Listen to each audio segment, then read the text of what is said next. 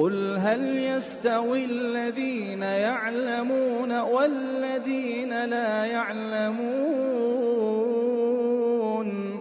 بسم الله الرحمن الرحيم. الحمد لله رب العالمين والصلاة والسلام على رسوله الأمين وعلى آله وصحبه ومن تبعهم بإحسان إلى يوم الدين. Kita sekarang pada pelajaran yang ke-9 dari pelajaran Tauhid di Islamic Center Al-Kharj. Pada pelajaran yang lalu telah kita pelajari tentang Tauhid Al-Asma wa Sifat. Telah dijelaskan apa artinya asma, bahwasannya asma adalah semua yang menunjukkan tentang zat Allah dan juga sifat-sifat Allah, dan juga tentang af'al yaitu atau as-sifat, yaitu adalah tentang sifat-sifat Allah dan semua hal yang berkaitan dengan Allah Subhanahu wa taala.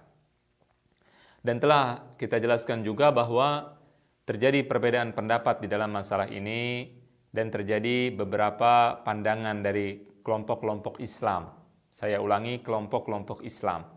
Jadi kelompok-kelompok yang ada pada zaman sekarang, kita bicara yang zaman sekarang, kemarin sudah saya jelaskan ada yang namanya Asy'ari, ada yang pengikut Ibnu Taimiyah dan pengikut Imam Ahmad atau madhab Hambali. Ya. Ibnu Taimiyah juga mengatakan kami mengikuti Imam Ahmad, Asy'ari juga mengatakan kami mengikuti Imam Ahmad Ibnu Hanbal, karena Imam Ahmad Ibnu Hanbal adalah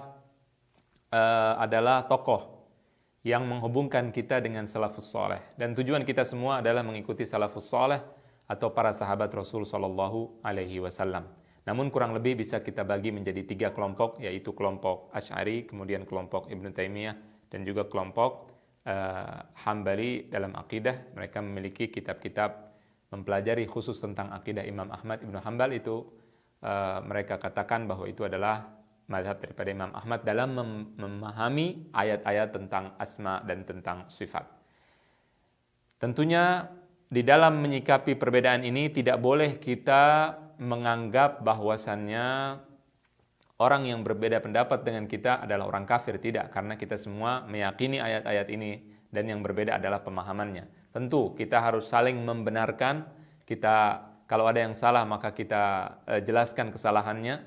Kalau dia mengatakan kami benar dan kita juga mengatakan kita benar, maka kita berdiskusi, tapi dengan cara ilmiah, dengan adab-adab Islam. Ini penting untuk dimengerti.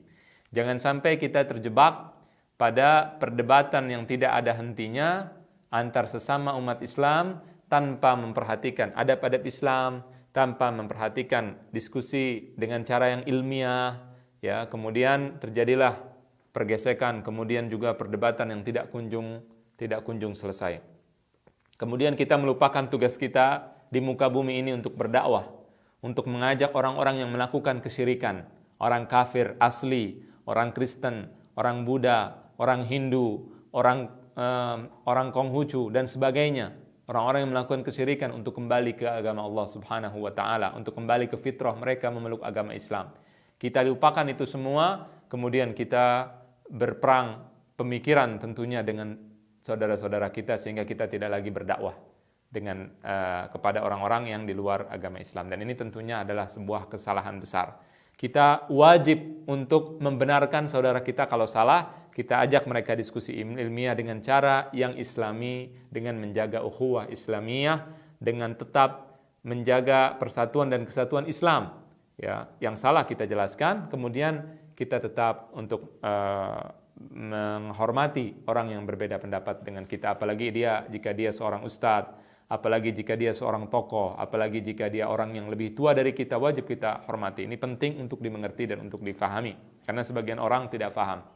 Lebih parah lagi, ada yang hidup di zaman dahulu kala. Mereka membaca kitab akidah, di situ ada kelompok-kelompok yang sudah punah, sudah tidak ada pada zaman sekarang. Kelompok Jahmiyah, kelompok Mu'tazilah, kelompok ini, kelompok itu, kemudian mereka bangkitkan nama-nama tersebut. Padahal sudah tidak ada pada zaman dahulu. Kalau kita membahas dengan tujuan kita untuk mengerti kelompok apa, kelompok yang disebutkan dalam kitab-kitab yang terdahulu, kitab-kitab klasik terdahulu, tidak ada masalah. Namun masalahnya adalah kita ketika membahas hal tersebut, sebagian orang mereka ingin menuduh kelompok-kelompok yang sekarang, kelompok-kelompok Islam yang sekarang, mereka tuduh yang fulan Mu'tazilah, yang fulan sebagai kelompok Jahmiyah, yang fulan kelompok ini, yang fulan kelompok itu, padahal mereka sebenarnya tidak ada hubungan dengan kelompok-kelompok yang lalu, walaupun mungkin sebagian pemikirannya mungkin sama. Tapi mereka tidak mengambil pemikiran yang sama tersebut dari mereka. Mereka tidak mengatakan kami pengikut fulan yang terdahulu. Kenapa kita harus menghidupkan kembali yang sudah punah, yang sudah mati, yang sudah tidak ada lagi di dalam dunia Islam? Nah, ini yang juga masalah di dalam mempelajari atau memahami akidah asma wa sifat. Dan ini yang harus kita hindari. Artinya kita belajar tauhid asma wa sifat sesuai dengan yang ada di kitab-kitab para ulama, dan pada pelajaran kali ini saya tidak akan panjang lebar menjelaskan tentang asma wa sifat karena memang sangat panjang pembahasannya. Cukup kita beriman kepada semua ayat Allah dan juga kepada semua hadis Nabi SAW sesuai dengan pemahaman salafus saleh tentang akidah atau tentang kepercayaan kita terhadap tauhid asma wa sifat dan terhadap apa yang dijelaskan oleh Allah dan Rasulnya di dalam Al-Quran, di dalam hadisnya. Cukup seperti itu. Kemudian nanti pada saat kita belajar pada pelajaran-pelajaran yang berikutnya, maka insya Allah nanti akan dipelajari tentang asma wa sifat secara khusus, apalagi jika kita mempelajari kitab-kitab yang berbicara khusus tentang masalah ini. Maka untuk sekarang yang penting kita beriman. Ketika Allah mengatakan sesuatu, kita katakan beriman seperti yang Allah maksudkan dan juga Rasulullah SAW maksudkan dan dipahami oleh para sahabat dan ahlul bait radhiyallahu anhum ajma'in. Nah, masalah kita pada zaman sekarang bukan lagi masalah-masalah akidah yang klasik. Akidah-akidah yang klasik tetap kita pelajari, tetap kita bahas, tetap kita mengerti. Namun masalah-masalah zaman sekarang jangan sampai dilupakan, masalah-masalah kontemporer dalam akidah. Sekarang banyak orang yang memiliki pemahaman sekularisme, pemahaman liberalisme, kemudian mereka memiliki pemahaman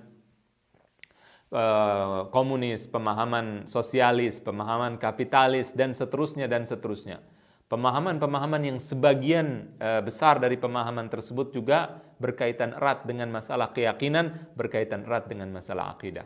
Contohnya masalah sekuler misalkan. Mereka membedakan antara kehidupan dunia dengan kehidupan akhirat. Mereka menghalalkan yang Allah haramkan dan mengharamkan yang Allah halalkan dengan alasan kita dalam masalah kehidupan kita mengatur diri sendiri. Allah Subhanahu wa taala hanya mengatur masjid dan sekitarnya. Adapun Allah ikut campur dalam masalah ekonomi, Allah ikut campur di dalam masalah makanan, minuman, Allah ikut campur di dalam masalah misalkan masalah kenegaraan, Allah ikut campur di dalam masalah kehidupan pembagian harta waris dan seterusnya. Di sini mereka menolaknya. Nah, ini tentunya adalah kekufuran. Ini adalah masalah di dalam akidah. Keyakinan bahwasannya kita bisa mengatur-ngatur Allah itu adalah sebuah keyakinan yang sangat berkaitan dengan masalah akidah, dan ini masalah kontemporer yang harus dibahas, yang harus kita jelaskan kesalahan mereka. Masalah toleransi, ada yang mengatakan bahwa seseorang itu harus toleran, tapi toleran yang mereka maksud adalah kita tidak boleh menyalahkan orang lain, tidak boleh mengatakan bahwa orang Kristen kafir, tidak boleh mengkafir-kafirkan orang kafir. Ini merupakan kesalahan dalam akidah. Ini merupakan kesalahan besar dalam masalah akidah yang luar biasa. Oleh karena itu, maka ini juga harus menjadi konsentrasi kita pada saat mempelajari akidah. Namun dalam pelajaran kita yang singkat ini tentunya tidak bisa kita pelajari semua hal. Untuk pemula, karena pelajaran ini adalah pelajaran untuk pemula level 1 ini, maka kita akan cukupkan sesuai dengan yang ada di dalam buku akidah ini. Sekarang kita lanjutkan pelajaran kita tentang asma wa sifat. Kita dalam mempelajari asma wa sifat atau dalam memahami ayat-ayat asma wa sifat, ada kaidah-kaidah yang wajib kita ketahui. Ketika kita membaca nama Allah, ketika kita membaca sifat Allah, kita harus memiliki keyakinan yang didasari pada kaidah-kaidah yang akan saya sebutkan. Yang pertama adalah nama-nama Allah adalah Al-Husna. Nama-nama Allah itu semuanya adalah baik. Tidak ada nama Allah yang jelek sama sekali. Semua nama Allah itu baik. Asma'ullah husna, semuanya nama Allah baik. Walaupun mungkin kelihatan atau kedengarannya kurang baik menurut kita, tapi dia atau pada hakikatnya itu adalah yang terbaik dan yang mulia bagi Allah Subhanahu wa taala. Jadi nama-nama dan sifat-sifat Allah baik dan semuanya sempurna, semuanya sempurna. Jadi kalau saya misalkan mengatakan Allah Maha mendengar, As-Sami'ul Alim, Maha mendengar dan Maha mengetahui. Allah Maha mendengar dan Maha mengetahui. Itu nama Allah. Di sini kita meyakini bahwasannya mendengarnya Allah berbeda tentunya dengan mendengarnya kita, dan mendengarnya Allah sempurna 100%, tidak ada kekurangan sama sekali. Dan mendengarnya Allah itu baik. Ya, beda dengan kita. Kita mendengar jarak tertentu. Kalau terlalu besar kita tidak dengar, kalau terlalu kecil suara tidak kita dengar. Nah, kalau Allah tidak seperti itu, Allah sempurna dan juga baik. Kemudian juga Allah berfirman, Allah berfirman, walillahil asmaul husna fad'uuhu biha wadharul ladzina yulhiduna fi asma'ih sayujzauna ma kanu ya'malun. Dan bagi Allah nama-nama yang indah, maka mohonlah kamu dengan menyebut nama-namanya. Ya Allah, Ya Rahim, Ya Ghafur, Ya Syakur, Ya Halim, Ya Azim, dan seterusnya. Itu adalah nama-nama Allah. Doalah dengan nama-nama tersebut. Kita doa, kalau meminta rezeki kita katakan Ya Razzaq. Kalau kita ingin meminta Allah memberikan ampunan pada kita, Ya Ghafur, Ya Ghaffar. Kalau kita minta untuk ditutupi aib kita katakan Ya Sattar, dan seterusnya. Sesuai dengan arti dari nama-nama Allah tersebut. Dan tinggalkan orang-orang yang menyimpang di dalam nama-nama Allah. Mereka akan dibalas atas apa yang mereka lakukan. Jadi orang-orang yang memiliki kesalahan atau tidak percaya dengan nama-nama Allah, tidak percaya dengan Asmaul Husna dan sebagainya, mereka akan dibalas dengan apa yang mereka lakukan. Ini kaidah yang pertama. Jadi meyakini bahwasannya nama-nama Allah semuanya mulia dan semuanya baik. Kaidah yang kedua adalah nama-nama dan sifat Allah merupakan tauqifiyah. Apa artinya tauqifiyah? Tauqifiyah artinya adalah tidak bisa kita karang-karang. Tidak boleh kita berijtihad atau kita mengatakan ini kan bagus. Kalau begitu aku akan menamakan Allah dengan nama yang bagus menurut kita. Tidak boleh. Contohnya misalkan cerdas, maka kita katakan Allah Maha Cerdas. Kan cerdas baik. Jadi saya katakan Allah Maha Cerdas karena cerdas itu baik. Ini juga tidak boleh. Kenapa? Karena yang berhak untuk menamakan Allah adalah Allah sendiri. Kita tidak berhak karena kita tidak mengetahui tentang Allah Subhanahu wa taala. Allah sendiri. Allah adalah zat yang mulia dan Allah yang mengetahui zatnya. Hambanya tidak ada yang mengetahui zat Allah Subhanahu wa taala. Oleh karena itu maka tidak ada yang bisa mengetahui tentang Allah dan sifat-sifatnya kecuali Allah sendiri. Tidak bisa kita katakan Allah Maha Cerdas. Allah misalkan Allah kita katakan Allah Subhanahu wa taala kita namakan dengan nama yang tidak ada. Allah tidak ada dalam Al-Qur'an dan Sunnah, kemudian kita katakan Allah seperti itu, tidak ada. Walaupun kelihatannya menurut kita bagus, tetap tidak boleh.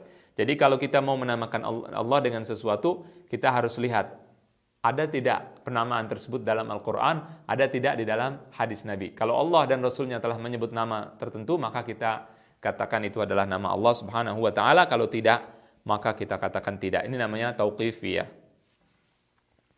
Kemudian juga Allah melarang kita.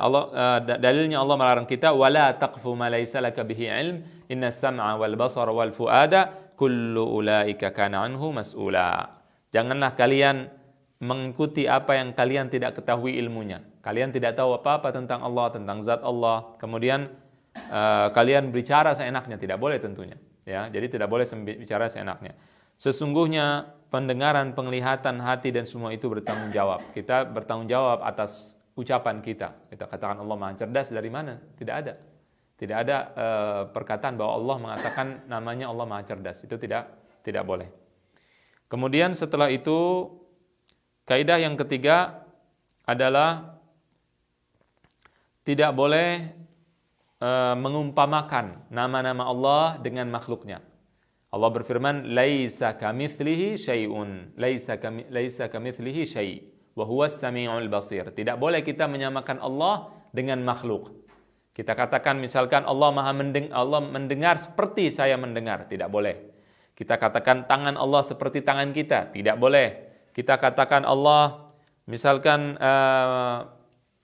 Allah Subhanahu wa taala mengetahui seperti kita mengetahui, tidak boleh. Allah mengatakan, "Fala tadribu lillahil amthal, innallaha ya'lamu wa antum la ta'lamun." Dan janganlah kalian membuat perumpamaan bagi Allah, sesungguhnya Allah Maha mengetahui dan kalian tidak mengetahui. Jadi ini tidak boleh kita lakukan, ya, mengumpamakan Allah, menyamakan Allah dengan makhluknya, menyamakan Allah dengan manusia atau dengan selain manusia, dengan siapapun tidak boleh kita samakan Allah. Karena kalau menyamakan Allah dengan makhluk, dengan sesuatu selain Allah, maka itu bisa mengkafirkan seseorang, mengeluarkan seorang dari Islam. Tidak boleh kita menyamakan Allah dengan sesuatu apapun. Laisa kamitslihi syai'. Allah tidak sama dan tidak serupa dengan suatu apapun.